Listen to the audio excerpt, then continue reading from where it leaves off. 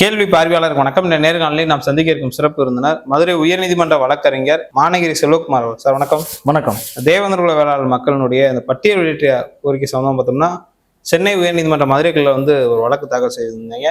நமக்கு முக்கியமாக பார்த்தோம்னா நீதிபதி அவர்கள் கூட மத்திய மாநில அரசுகள் இதுக்கு நடவடிக்கை எடுக்கணும்னு ஒரு உத்தரவு விட்டுருக்காங்க. இதற்கு முன்பாக பார்த்தோம்னா இந்தியா முழுவதும் பட்டியலின மக்களினுடைய அந்த வாழ்க்கை முறை எப்படி இருக்கிறது, தமிழ்நாட்டில் தேவேந்திர குல வேளாளனுடைய இந்த பட்டியலிட்ட கோரிக்கை மூலமா நீங்க என்ன சொல்ல விரும்புறீங்க? பட்டியலை பத்தி நம்ம சொல்ல வேண்டியதுன்னா, இந்தியாவில் உள்ள அனைத்து சமூகங்களுமே பட்டியலுக்குள்ளதே இருக்கு. அதாவது பிற்படுத்தப்பட்ட பட்டியல், தாழ்த்தப்பட்டோர் பட்டியல், ஷெட்யூல்டு கேஸ்னாக்க பட்டியல்னே அர்த்தம் அதுக்கு. ஓகே. இந்தியாவை பொறுத்த மட்டும் பிற்படுத்தப்பட்டோர் பட்டியலில் பார்த்தீங்கன்னாக்கா குறிப்பிட்டு சொல்லணும்னாக்கா 2650 சாதிகள் இருக்கு. அதே போல தாழ்த்தப்பட்டோர் மக்கள், அதாவது ஷெட்யூல்டு கேஸ்ட்னாக்கா அவங்க பார்த்தீங்கன்னாக்கா 1270. அது தாழ்த்தப்பட்டோர்னு தவறா புரிதல் படுகிறது. ஷெட்யூல்டு கேஸ்ட் 1270 சாதிகள் இருக்கு. பழங்குடியின மக்கள் 748 இருக்கு. தமிழகத்தை பொறுத்த வரைக்கும் பிற்படுத்தப்பட்டோர் பட்டியலில் பார்த்தீங்கன்னாக்கா 136 சாதி.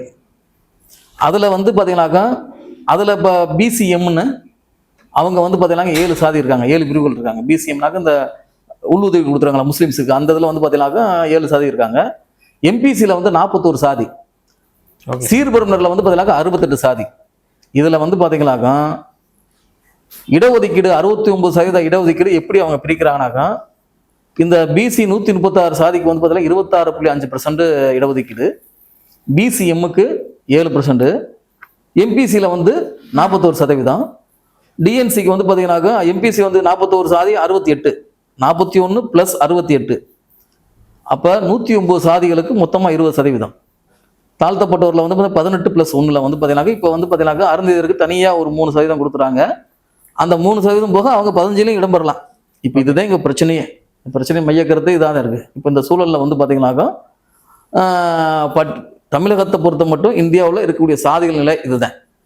இது சம்பந்தமாக பார்த்தோம்னா அரசியலமைப்பு சட்டம் என்ன கூற விரும்புகிறாங்க அதில்? அதாவது பட்டியல் சாதியை பொறுத்து அரசியல் சட்டம் 341 என்ன செய்யுதுனாக்கா, அதில் பார்த்தீங்கன்னாக்கா புதிதாக சேர்க்கையை பற்றி சொல்லணும்னாக்கா அது பார்த்தீங்கன்னாக்கா மாநில அரசுக்கு எந்தவித அதிகாரமும் அளிக்கலை. மாநில அரசு பரிந்துரை பண்ணலாம்.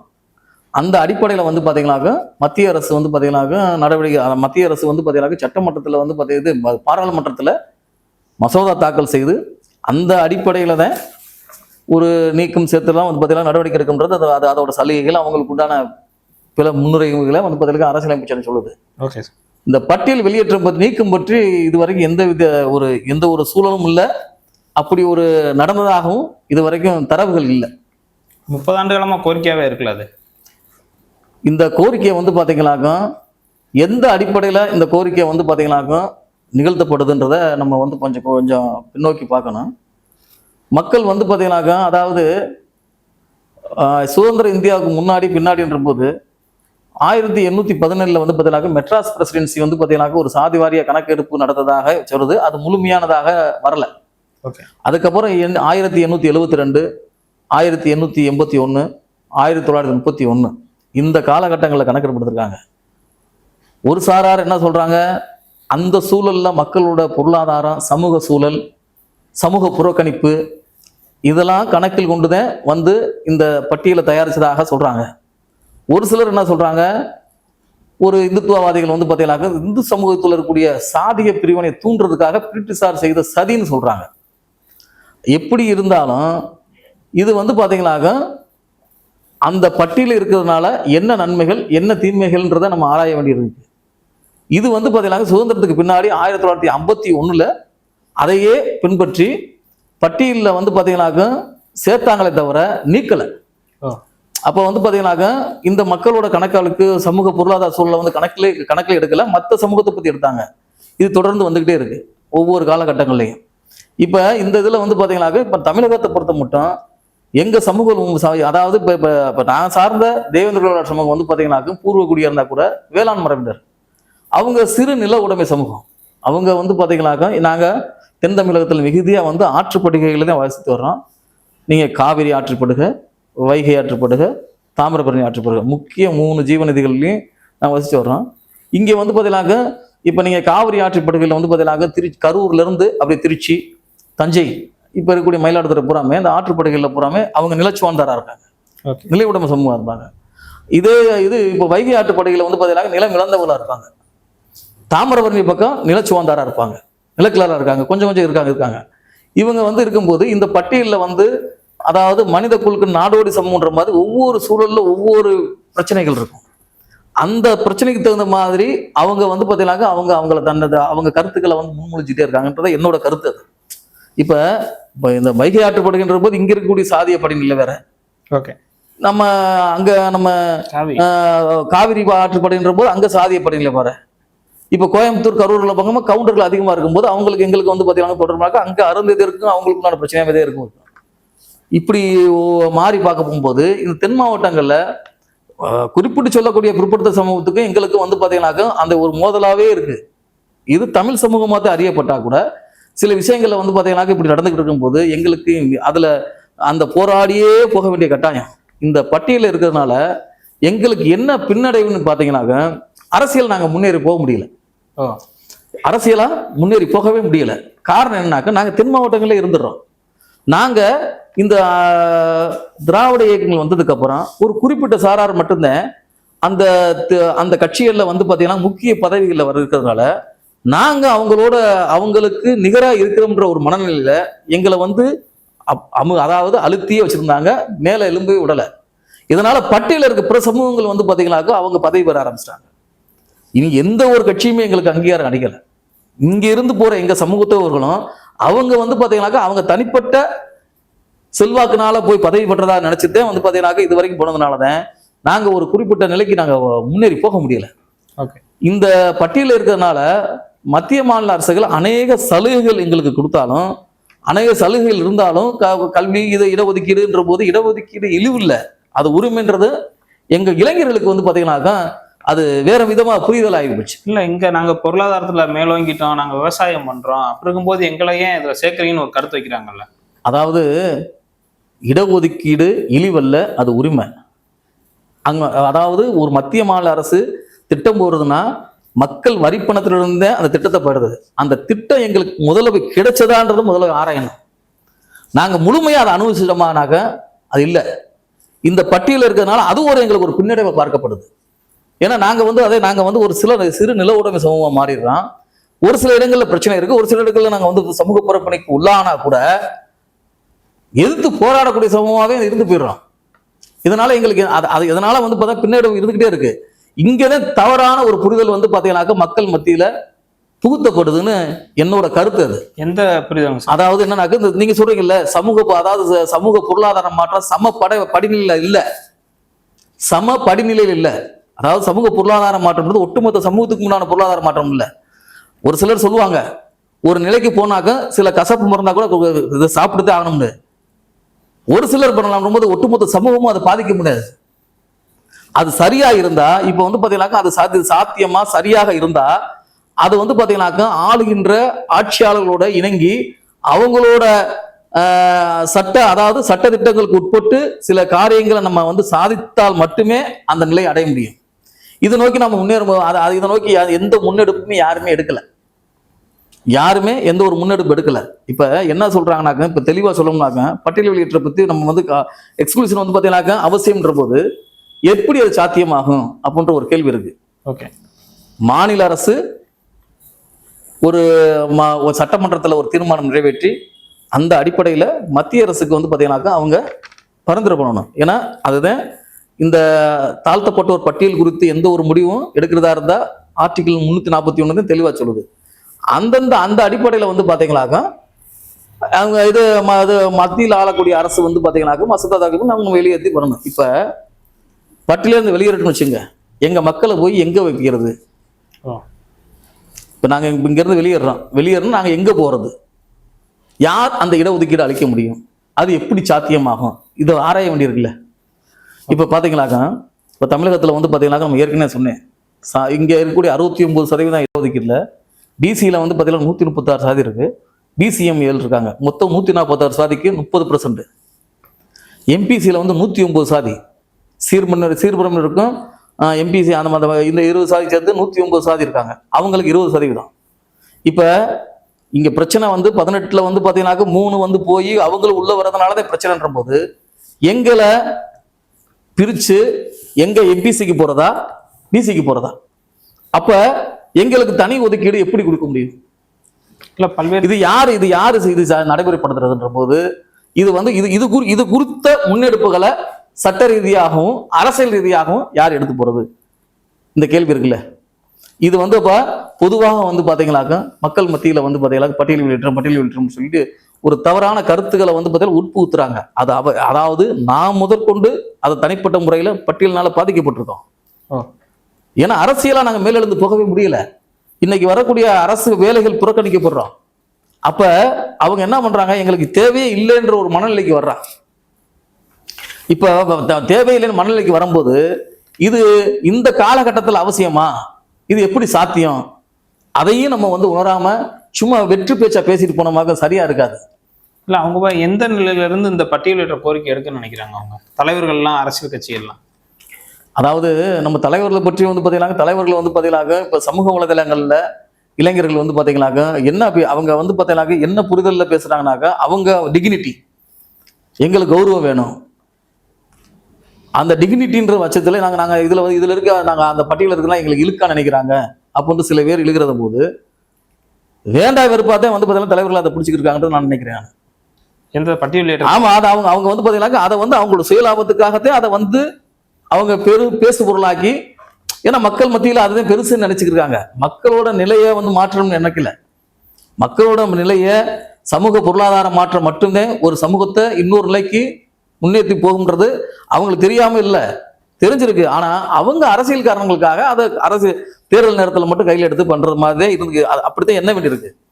அப்படி இருந்தா மக்களை ஒருமுகப்படுத்திருக்கலாம். இன்னைக்கு நாங்க ஆட்சிக்கு வர முடியுமா? நம்ம முடியாது. இன்னைக்கு வந்து பாத்தீங்கன்னா திராவிட கட்சிகள் வந்து பாத்தீங்கன்னா ஆட்சி அமைச்சிருக்கும் போது ஏதாவது ஒரு கட்சியோட நம்ம கூட்டா இருந்து அவங்களுக்கு நம்ம வாக்க வந்து பாத்தீங்கன்னாக்க வாக்க கொண்டு போய் செலுத்தி அதன் வாயிலாக ஒரு கோரிக்கையை வச்சு இதுதான் எங்க மக்களுக்கு தேவை, இதை நடைமுறைப்படுத்த நாங்க ஆதரிக்கிறோம்னு சொல்ற நடைமுறை எங்க சமூகத்தில் இல்ல இருக்காங்களா? ரெண்டு தலைவர்கள், இருபெரும் தலைவர்கள் ஆதரிக்கிறாங்களா பல கட்சி? இப்ப அவங்க வந்து பாத்தீங்கன்னா பட்டியல் வெளியேற்றத்துல இருக்காங்கல்ல, அவங்க என்ன பண்ணணும்? பட்டியல் வெளியேற்றத்தை ஆதரிக்கிறவங்களாண்டா பொது தொகுதியில நிக்கணும். ஒரு பொது தொகுதியில் நின்று அவங்க செல்வாக்க நிரூபிக்கணும். இப்ப எங்க மக்கள் வந்து பாத்தீங்கன்னாக்க மிகுதியாக வாழக்கூடிய தொகுதிகள் வந்து பாத்தீங்கன்னா பட்டியலிடலாம்.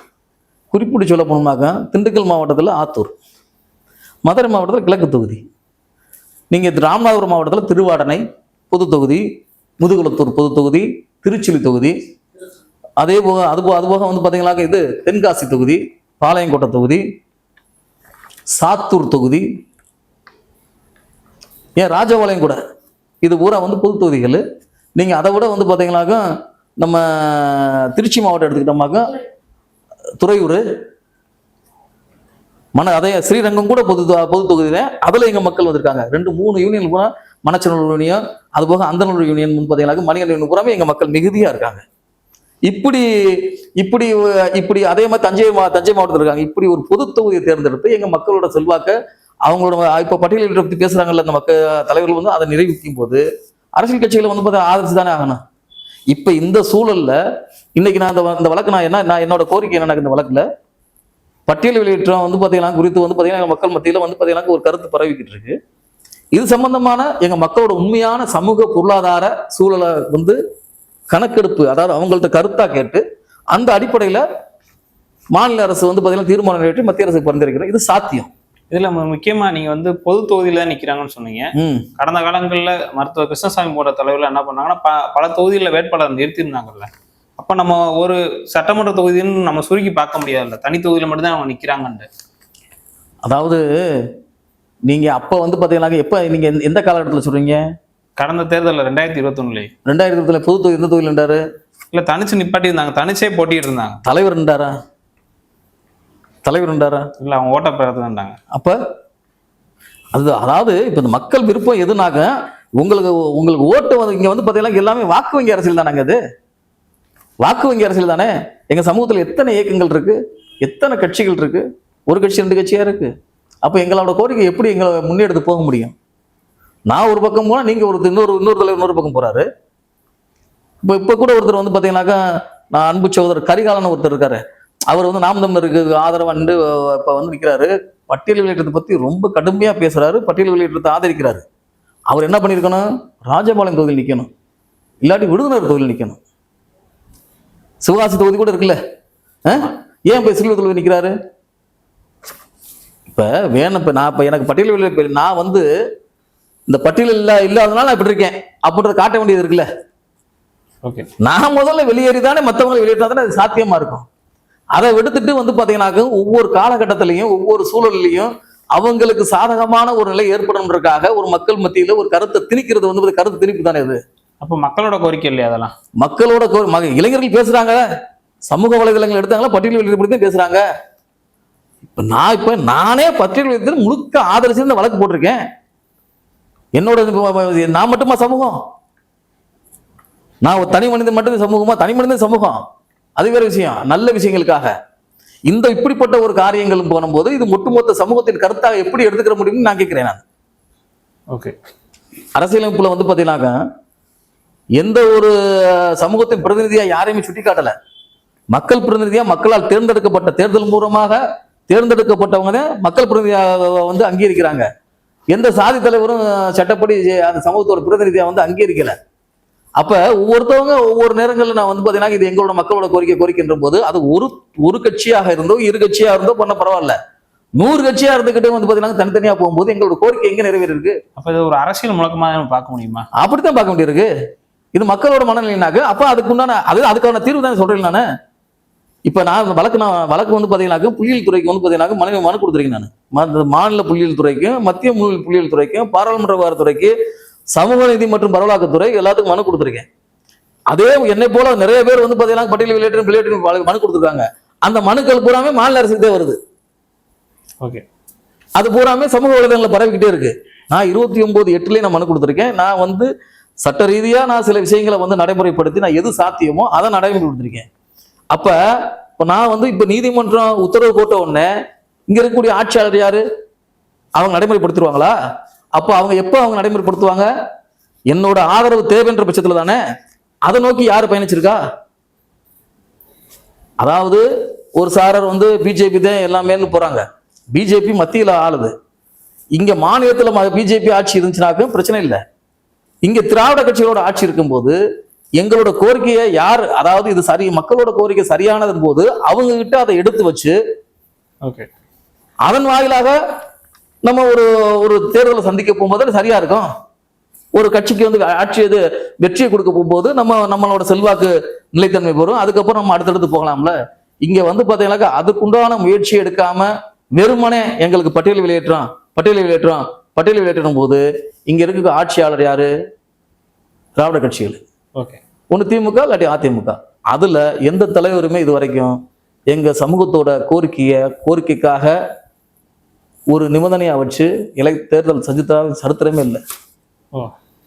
அதைத்தான் சொல்ல வரேன். இப்ப இந்த காணொலி வாயிலாக நான் வேண்டுகோள் விடுத்தது, பட்டியல் வெளியேற்றம் குறித்து பேசக்கூடிய தலைவர்கள் எல்லாருமே தயவு கூர்ந்து பொது தொகுதியா நின்று உங்களோட செல்வாக்க நிறுவிங்க. அதன் வாயிலாகவும் இந்த சமூகத்துக்கு ஒரு விடிகாலம் பிறக்கட்டும். அதுல முக்கியமா பார்த்தோம்னா இப்ப தேவேந்திர வேளாளர் மக்களை தாண்டி பொது சமூகம் வந்து இந்த பட்டியல் வெளியேற்றத்தை எப்படி பாக்குறாங்க? நீங்க சொல்லியிருந்த ஏற்கனவே பிசி எம்பிசி இடஒதுக்கீடு அதுல அவங்க போவதற்கான வாய்ப்புகள் வந்து அவங்க முன்னெடுப்பாங்களா இல்ல எதிர்ப்பாங்களா? அதாவது எம்பிசிக்கு வந்து 20% இருக்கு பாத்தீங்களா, அது 109 சாதி இருக்கு. அவங்க வந்து அதுல வன்னியர் சமூகம் பெருமையா இருக்கு. அதுல 10.5 இடஒதுக்கீடு கொடுத்தது. அதுவே பெரிய பிரச்சனையா இருக்கும்போது இப்ப நாங்க எங்க போய் வைக்கிறதுன்றது இங்க கேள்வி. அதுதான் அருமையான கேள்வி கேட்டிருக்கீங்க. இந்த சமூகத்தை பட்டியலில் இருந்து வெளியேற்றி எங்க போய் வைக்கலாம்? இதற்கு விடை சொல்ல முடியுமா யாராவது? நான் ஒரு புதுசா ஒரு பட்டியல் உருவாக்கணும்னு ஒரு கோரிக்கை எழுதுல.